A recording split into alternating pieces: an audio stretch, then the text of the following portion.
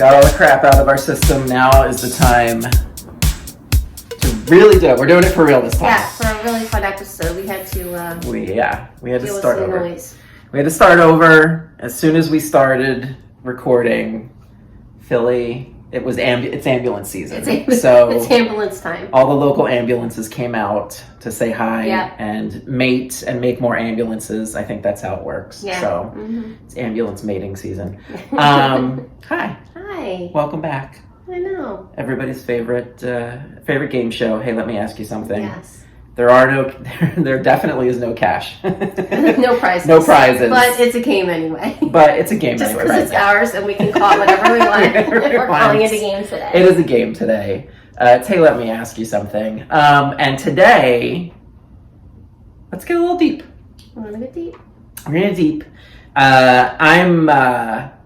I feel like I'm going through some stuff that some people that are listening, it may resonate with them. Mm-hmm. And why not share? Why not? You know? It's on your brain. It's on my brain. It's, I think, very relatable. Mm-hmm. And could be helpful. Absolutely. For you and for our listeners. For me, it's free therapy. For our listeners, they get to listen in. I thought it would be interesting today to talk about working from home, specifically the dark side of working from home. Dun, dun, dun, dun. Dun, dun, dun, dun. This is a dark episode. This is the dark one. Well, no, I mean, we've been talking a lot on the show about the pros of working from home, how companies should offer working from home more flexibility in everybody's schedules, more, hybrid of office versus home. But we never really, I think, dug into the opposite of what could happen. Yeah. Being, I don't know, well, we can list them off. I mean, there's a lot of time alone, especially if you, if the rest of your family doesn't work from home, or if you're by yourself, or, there's a lot of alone time. And some alone time is great, but a little too much can be a little too much. Yeah. So it's like balancing working from home with connecting with other people, connecting with your family, going out and doing things, and then what does that do to your emotional state, and how it changes how you relate to other people. Oh yeah. Because I, speaking for myself, digging in right off the bat, Digging in with Ralph. That's the new name this season. Digging in with Ralph. It's I've been working from home in some capacity since before COVID began, because my business started over 3 years ago, before the pandemic hit. Right. And everything I've done has always been virtual for my business. Comedy wise, I would still go out and teach classes and do shows and have workshops with classes, with groups, and with teams. So I still had that going out and interacting with other human beings in face to face. But since the pandemic started, all that stopped. The comedy stuff stopped. And so it was just my business. And recently my business has been a little slower than I would like. Right. And so for me, that compounded, when you take everything else away, you're just at home by yourself. Right. And so for me, it's like I've been coming to realize I am dealing with a lot more in my brain. Could I call it depression? Sure. Dare we? Dare I self-diagnose and call it depression? But I think it's important to talk about it, because I think other people are dealing with the same thing. Just anecdotally, friends I've talked to, some say the same thing of it really does change the makeup of your brain. And I've talked about this with my partner, Dan, too. A lot of times we'll say, should we be going out more? Should we be talking to people more? And it's like, we've gotten so used to it and comfortable with just being home by ourselves, watching TV, making our own schedule.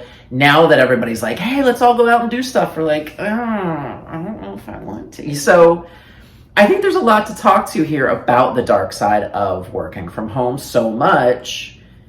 If you don't have anything else to balance it out, how it can kind of like push you off into the deep end of the pool. Mm-hmm. Yep. What are your initial thoughts about everything I've laid on the table so far? Yeah, I've just, a lot of people that I've been working with have talked about anxiety about trying to be social again, just not used to it, and being, like you said, so used to being at home, not necessarily wanting to, but feeling like they should. And I was telling Ralph before we started, I've had a couple people realize how depressed they've been, like didn't realize it. And they're realizing it now. And is it all COVID? No, it's various things, but a lot of it also may have to do with the fact that we're stuck at home and not always noticing. I think we all went through that period of adjustment. That was hard, right? And then you adjusted and you're like, okay, I got this. But I don't think a lot of people recognized the long-term effects of what being at home so much, being possibly alone so much, or for some people maybe being around everybody in their home so much, the long-term effects that can have. Like, how do we integrate back? What does that look like? What I want it to look like? What should it look like?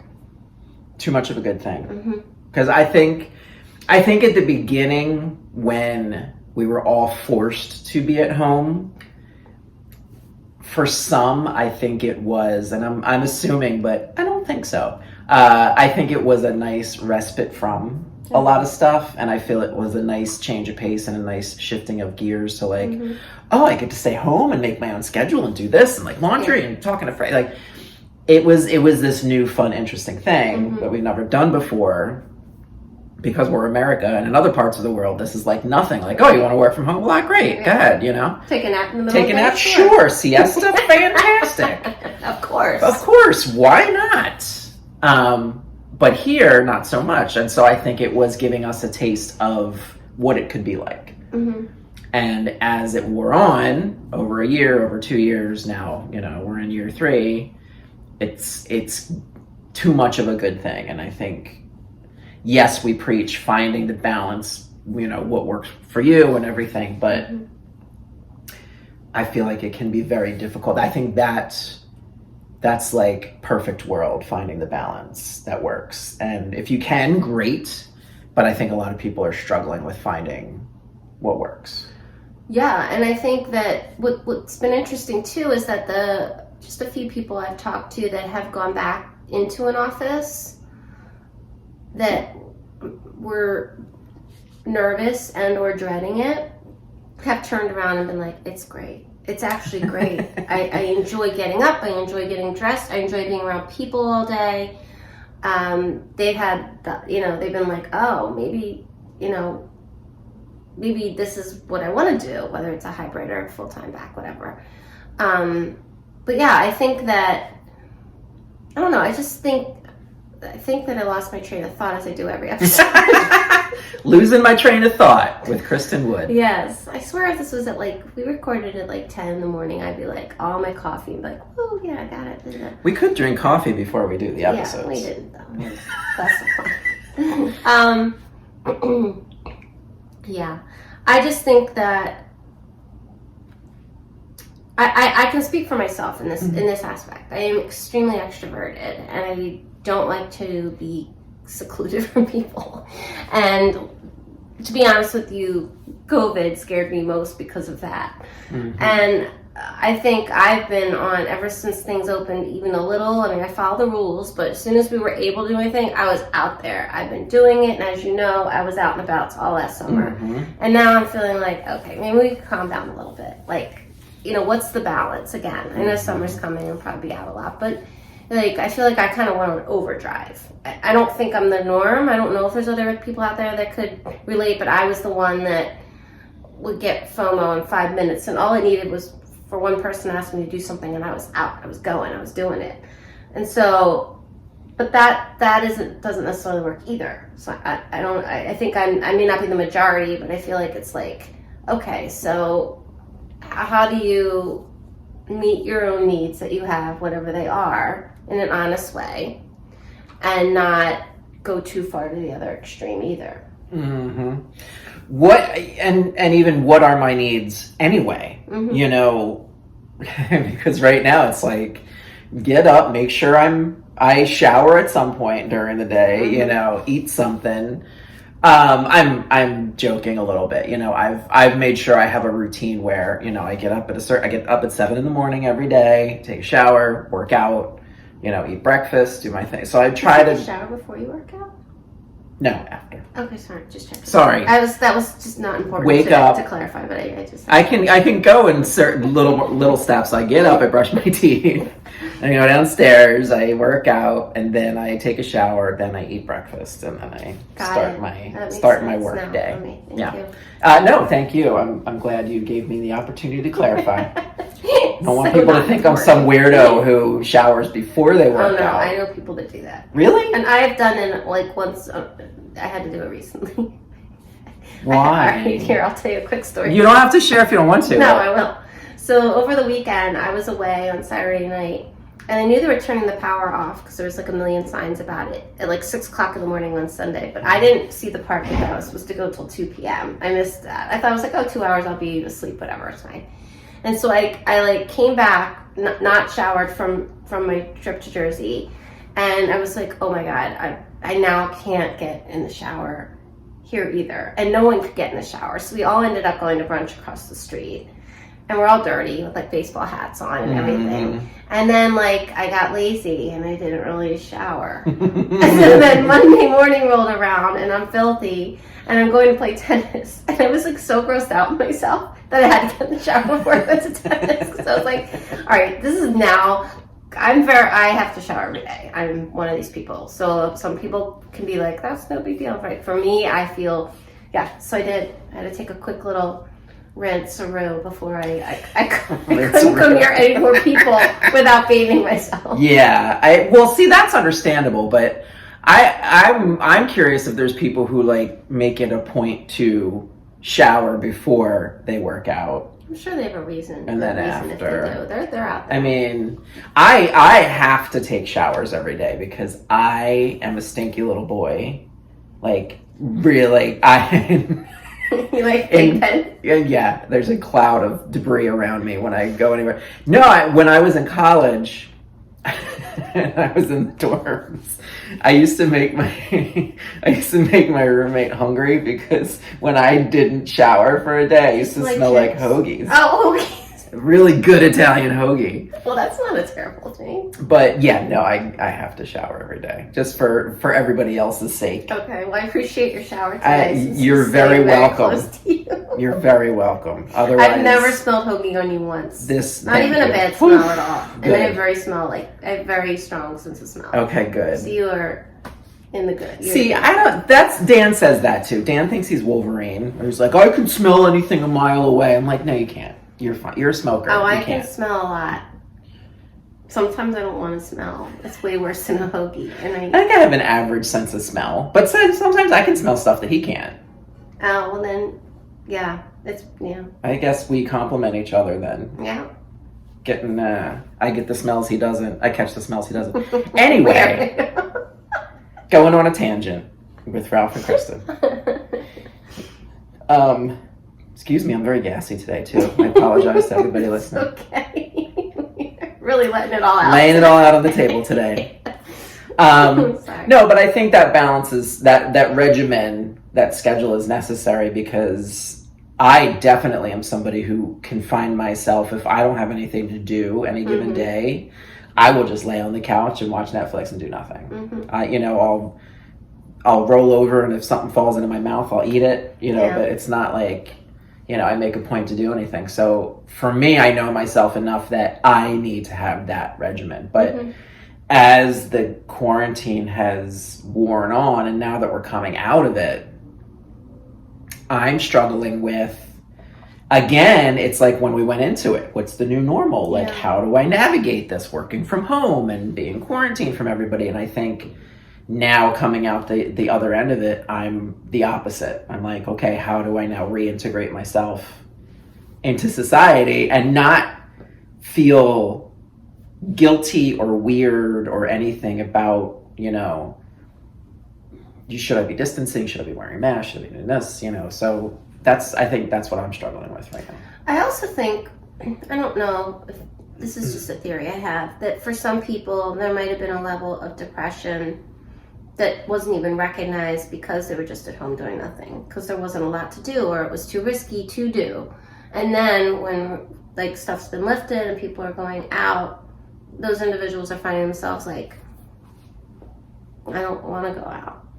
Right. I don't, and I don't feel the motivation. And I think that's also been maybe a little bit of a factor in people recognizing, shoot, maybe I'm depressed and I didn't know I was. That's what's been interesting to me recently, is like there's only been a few people, but they've been like, I didn't realize that this has been going on this long. Mm-hmm. And some of it's been the stuff we're talking more about today, and some of it's been other stuff. But yeah, people not knowing how, not feeling motivated to go out.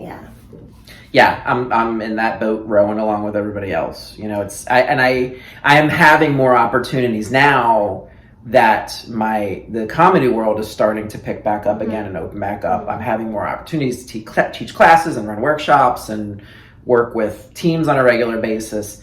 And sometimes I find myself like the beginning of that day being like, oh, I have to go out and do this. It's like, and I know some of it is I'm just used to being inside, and I have to get over myself and like get back outside, because as soon as I go outside, I'm like, this is wonderful. There's sun and air and people. And then some of it is imposter syndrome, because I struggle with that a ton. And so that pops its head up and it's like, you really don't deserve to go out there and do that. You should probably just stay home.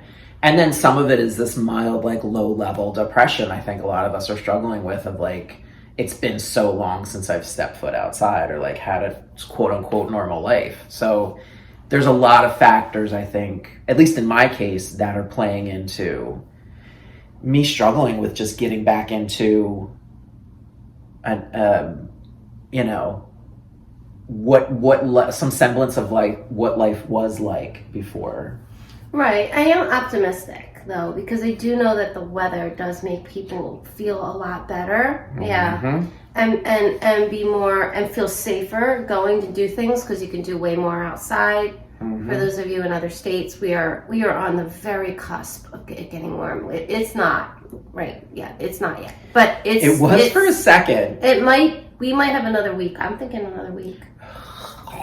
Like maybe. No. Like it looked like a fairly decent week next week, but I feel like we're coming out. At least my fingers are crossed we are. Yeah, mine are too. But people report it to me all the time, and I experience it. And there's more to do. Like I said, you can feel safer going out to eat if you're somebody that's been afraid. You can sit outside now. That feels better. So I am hoping that does help people that are, in this situation of feeling that way. I don't think, like, if you have clinical depression, that's a whole other ball of wax. But right. I mean, if you're, there's sort of the aftermath of COVID, and I've always been interested, obviously, because this is what I do for a living, of how COVID was going to help affect everyone with mental health. I also think, though, like I said, people, like you were mentioning earlier, that the people that, like, maybe they're introverts or super shy or super bad social anxiety, were like, yes, I don't have to go out in the beginning of the pandemic. But I have heard from people that fall into those categories that are now like, all right, enough already. I gotta get out. So even like those individuals are realizing this is not good anymore. Even if it's then so hard to do it again, and maybe even harder. Yeah, to switch gears, not quickly. I was gonna say switch gears quickly, but I feel like right now there's been so much conflicting information. Yeah, like one step forward, one step back. Right, like, okay, wear your mask, don't wear your mask. Yeah. There's a mandate again, there's not. And I realize it's all an abundance of caution, because we don't want a new strain to pop up where it's like, well, this one's 100% fatal, so everybody right. Stay the F inside, You're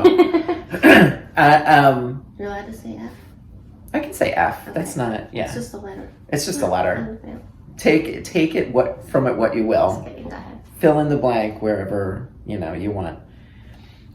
it's hard, I think, to figure out what I'm supposed to do. You know, not only what's right for me, but what am I supposed to do in terms of work, in terms of society, in terms of friend circle, family, you know, what are my responsibilities now that things are lifted and the world is kind of starting to get back into the swing of things. Agreed. I think as I said, have been going out as much as I'm allowed, and is following the rules because that's me. But I think that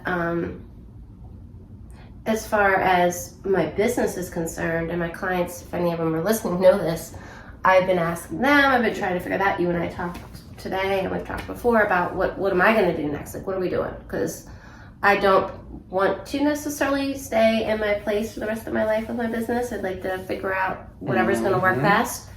And I feel very conflicted about it. But I also think, you know, what's responsible, even still, what's safe, given who you live with, what you believe in, what makes you feel comfortable, I still think is a thing. And also for people that are having that fear of rejection from others, are always worried about what other people think, you know, people maybe with some self-esteem stuff, this is very difficult because this situation is not like there's a CDC, right? And there's a city and state, whatever, whoever telling you what, and that's that. But like after that, it's kind of like you're on your own to figure it out for yourself. And this person's doing this and believes this person's not doing that and believes that, and that could all be within your life, right? So figuring out what you think and what you want to do and how you want to navigate this, it puts a lot of pressure to be a very personal decision, really. And if you're constantly looking to other people, you're going to get nowhere because everybody's literally all over the place. Right. I think even within your own, like I said, your own circle. And I've seen that with my clients of really having to trust themselves and figure out for themselves without looking to other people and trying to deal with that fear of rejection of like, what do I think makes sense? What do I think makes me feel comfortable? Which in some weird way is good that it's forcing them to do that. I didn't want it to be COVID, but it's also it's another level of being challenging for those types of people dealing with those types of things. Yeah, and I think it bears repeating. I think you hit it on the head. You know, do what you feel is right for you. I still wear my mask in the supermarket. I wear my mask on the subway because I don't know about anybody else, but I have enjoyed not being sick for 3 years. Yeah. You know, really. So if I you know, I just don't want to get COVID, and so I'm going to wear my mask in places where I feel like I need to wear my mask. Really congested. I don't care about what anybody else thinks. I'm riding the subway and I see less and less people wearing their masks, and you know what? That's okay. They're doing what's right for them. I'm going to do what's right for me. I'm going to wear my mask because I feel safer. And, you know, in terms of hanging out with people and going out and doing stuff, I am not going out every night and like partying it up, but you going to the club? I'm going to a club, tearing it up in the club. I don't know what the kids are doing these days. Are they still tearing stuff up? Are they being more respectful? I don't know. It for me, it's, you know, I'll go out once or twice a week, see people, do things. But I've also learned during the pandemic that I thought I was an extrovert, but I'm actually an introverted extrovert. Like, I love going out and I love seeing people, but very like specific times of the week. And then once I go out, then I take a day or two to recharge my batteries and do other things, and then I can go out again. So, and I'm okay with that. I've learned that that's who I am and that's how I work, and that's cool. Yeah. You know? I think a lot of people I know are like that. I'm the true extrovert. You're an extrovert. Like, I can't get enough of people. But I think a lot of people are like that. I think people can present as extroverts when they're really introverts, just because they know how to go out. They like to be social, or they know how to navigate and present as though they like it. And then, but the difference is what you gain or need afterwards. Like, An introvert needs to go recharge. Mm-hmm. An extrovert gets charged and energized from the actual social interaction. Right. So. And I think for me, a lot of it is just from performing so much. I am used to like giving it 110% when I'm on stage, when I'm teaching a class, when I'm doing a workshop. And then by the time I'm done, I'm actually really tired and I just need to go home and take a nap because I had so much fun and I did so much stuff that it's, and that's okay. Like I think if I've learned anything, it's like not to second guess myself when I need something. Like I listen to my body more and like if I need a nap, I'm going to take a nap. If I want to go out and hang out, I'm going to go out and hang out. Like, right. And I don't judge it. Like, oh, should I really go out tonight? Sure. You know, I'm not going to go on a bender and, you know, wake up 3 days later in Poughkeepsie like I used to. Yeah, it's finding what works best for you. But I think being so long in a state where we've had to work from home and we've had to be isolated from each other, like you said, a lot of these underlying issues that maybe people didn't know about have been exacerbated. And now people are kind of dealing with the aftermath of, oh my God, am I really depressed? Am I really an introvert? And am I really feel this way about a lot of stuff? And that's okay. I think what I wanted to do in sharing how I'm feeling right now is opening up the conversation with everybody else to say, it's cool. You know, nobody has 100% of their crap together. Nope. No matter what anybody says or how anybody looks, that person in your life that seems to have 100% of their things together. You're trying to be like. That you're trying to be like. They absolutely, I can tell you with 100% certainty, they do not have their act together. There is something that they're struggling with. There's something that they're not sharing with the world. We all do it. So, you know, eyes on your own paper. You just brought me back to like Catholic school. Eyes on your own, head down, eyes on your own paper, do your work. Yeah. You might train of thought. Yeah, I think that it's just, I think, like we've talked about already, we've touched on how in the business world, people's jobs, so many people now are rethinking their jobs, and people are, I mean, I've got a bunch, with several clients who are leaving or have left. There's been a lot of moving going on. There's a lot of that going on. People reevaluating whether they're happy with their job. I think that's happened with you and I as well, right? Is the effects for everybody, I think, unless you already worked at home, working from home changes the way you function in your job, the way your job goes. It changes it. And for some people, it's been awesome. And they're like, oh my God, this is what I want to do. If this company won't let me do it, then I'm going somewhere else, or my company's letting me do it, and yay, this is awesome. And then for other people, it's been like, this does not work at all, and I can't do this, or whatever the case may be, and there's lots of in-betweens. But I definitely think that's why we're seeing, I'm kind of in another area, I kind of segued over here, but Segue. I think that's another reason why you and I both talked about it, and I'm sure our listeners have seen it. So much change is happening within workplaces, within the organization, within the way they organize themselves, with what they expect of their employees, with people being like, I'm not doing this anymore because now they've been at home and they're like, I do this better. There's been a lot of moving and shaking within the workforce, and quite a few people I know that have changed, left jobs, started careers, whatever, stopped careers. There's a lot that's going on in that. And I've heard horror stories of companies that are forcing people to come back full time, no more work from home, no more hybrid anything. I want to see in the office working. And it's not healthy, number one. It's a relic of the old way we used to do business. And it's quite frankly, and feel free to push back, but in my opinion, it's management, it's leaders who do not know how to lead. Agreed. Period. You have to be after that. And I think I think if you're a manager or somebody in a position that's leading a team that is struggling with leading a team virtually, there's tools that you're missing that are available to you, that you can use to more effectively lead people remotely. And it's a little thing, but it made me think of when I do trainings. Over the past few years, I've done a lot of corporate trainings, and they've all been virtual. They've all been online through Zoom. And I've recently made it a point, because I've been thinking about it, to, at the beginning, say, you don't have to have your camera on. If you want to have your camera on, okay, to your level of comfort. If you want to have it on, great. If not, you don't have to turn your camera on.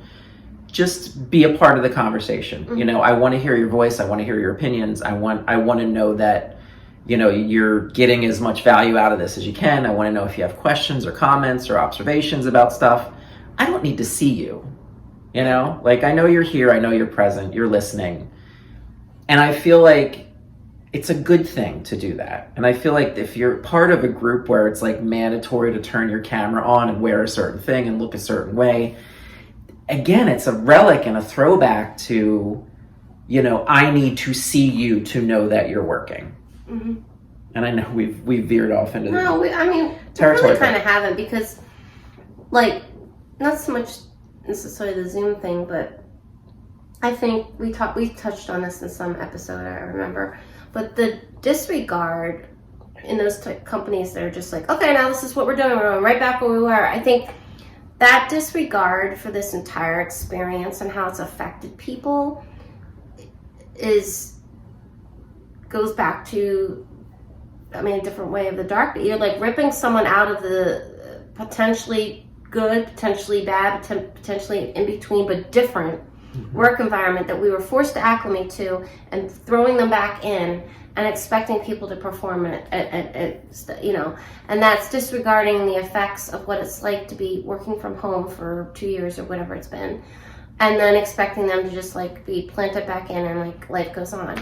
So I think that the adjustment, the adaptation, the mental health pieces, the relationship pieces, there's so many pieces to what this pandemic has done that to disregard them is irresponsible, unfair, and probably not going to work well. So it's not like, if people really want to go back to having everyone back in the office, great. But I think for a lot of the places that people I've been talking to, they've done it more like a gradual, you come back to, which to me seems a little more, all right, and okay, then maybe they'll want to bring them all back at once. But this expectation of, I know we talked about this, I just don't know, we couldn't figure out what episode, whatever, it doesn't matter, I digress. We look through our archives. But it's, I don't know, it just seems to just totally disregard and not care about what it's been like for people for the past 2 years. And that might be positive or negative or a mixture of both. Yeah, and it feels to me like the corporations are saying, okay, that was fun. We all had our fun. Yeah. Now everybody come back. We're going to do adult stuff now. Take off your pajamas. And rejoin the real workforce. And screw that. Again, I'm gonna say this again. I say it before. I'll say it again. You hired me to do a specific thing. How I do that thing should not matter. As long as I'm doing the thing you hired me to do and getting results that you want and providing value to the company, it shouldn't matter how I do it. If I sit in my underwear. If I sit in my underwear and type on my keyboard for 8 hours a day, as long as I'm getting my work done. And not on a Zoom call. And not on a Zoom you need call. to show yourself. Oh my God. I do this with Dan, my partner Dan. He complains a lot because his whole day is just meeting. And I'm like, why are you in so many meetings? And a lot of times he tells me stories. I won't go into them because I don't want it to get back to him or his company. But it seems to me, hearing his stories, a lot of it is I need to have a meeting with my team so it looks like I'm working. It looks like I'm doing something. And then all during the meeting, there's those people, we all know those people who Oh, can you go back a slide? I wanted to ask a question about. Can we circle back to that? Yeah, I want to be proactive and circle back to that thing that we synergized about 2 minutes ago. Like, you're doing this. It's like they're reading off a list of things to say in a meeting so you look like you're listening. And it's so performative. If you're in a job that more than half of it is like performative work where you're like, oh, we all need to meet, so we look like we're working, or like, oh, you need to be on camera so I can see you working. Like, if there's those performative aspects of your job, look for something else. That's a bigger problem. That's a bigger problem, and it's not you. It has nothing to do with you. It's the culture that needs to change. And I think everything we're talking about now is what makes, circling back to like the dark side of working from home so much, this is all the stuff that makes it so tough to figure out what the heck I'm supposed to be doing now that the world is opening back up. And should I keep working from home? Is it detrimental to my mental health and well-being? Should I go back into work? Am I being forced to go back into work and do something I'm not ready to start doing? These are all valid questions that people need to think about as they're like thinking about what to do next. Is this the right job for me? Is this the right thing I should be doing? Should I make room in my life for other opportunities? Because I'm going through that right now. I made a little bit of extra room in my life, and it immediately got filled with these wonderful opportunities that I've been waiting for that are super fun. And all I had to do was make the decision to open up a little bit of space in my life for them to happen, and it happened, So that's another thing to consider is like, am I holding on to things just because I'm afraid of what's going to happen if I have that empty space? Absolutely. I love that was very Thank you. I appreciate it. I had another thought, but I don't know if we have time. Yeah, we do. All right. This is our show. We have as much time as we want. I had a thought of spending maybe a little bit of time on the relationship aspect of this, meaning how does everything we've been talking about, the being so isolated perhaps, being depressed or anxious perhaps, whatever the case may be, and family too, and friends, like I guess family in particular, I was a little bit in my head with the sense of, okay, family dynamics are family dynamics, they're things, right? And unfortunately, because even if it's a difficult family dynamic, we've been a lot of people, I've been lucky to not be in that situation as difficult as some. My situation hasn't been as difficult as some, but we've been very separated and not been able to spend holidays, blah, blah, blah. So now things are opening up. And so what is safe now? What's safe? And B, again, I don't want to spend too much time because I know we've already been going for 38 minutes, but it came from my brain and I thought I'd bring it up. Yeah, please. And then sometimes going back into the family unit, whatever that's individuals, parents, or siblings, and having not been with them can then stir up a whole bunch of other things that we all have in our families that also can be difficult. So I don't know, my brain went there for a minute. No, totally valid. Of like, again, it's like we've had this respite from these dynamics that may have existed forever, but now that we've had an absence of them for a while, it feels like they're rushing back with a vengeance. But it's really just kind of returning to status quo the way it was before, I think, in my point of view. But also, to piggyback on that, I think opening up to your friends and family, if you have a close relationship with people in your circle, no matter if they're friends, family, whatever, not keeping things to yourself, especially like what I've been talking about today about like feeling depressed and a little lost and like what's my next move? What is the next year, half of the year going to look like? The more I have talked about it with you, with my partner, with friends, I realize a lot of people feel the same exact way I do. I'm not alone. I'm not isolated. I'm not this weird outlier or other. And the more you can trust yourself to open up, and the more you can trust other people to open up to them and say, hey, I'm feeling this way. Do you feel this way too? I guarantee you more than 75% of the time, somebody's going to be like, oh my God, yes, in some way. And, you know, if you widen the net a little bit more to feel like, I kind of feel like that, or like some aspect of it, it's going to be like 90% of the people you talk to are going to feel in some way what you do. So don't keep it to yourself, I think is yeah. Please open up. Have somebody, you know, if you have somebody you can talk to, if you're going through it, open up and say, hey, do you feel this way too? Like, I'm kind of struggling with this thing, or like I feel this certain way about work or about working from home. Or I guarantee you somebody's going to be like, oh my God, yeah, me too. Yeah. Yeah. Absolutely. Yeah. So don't keep it to yourself. How do we? I always kind of struggle a little bit with how to end these. With a song. With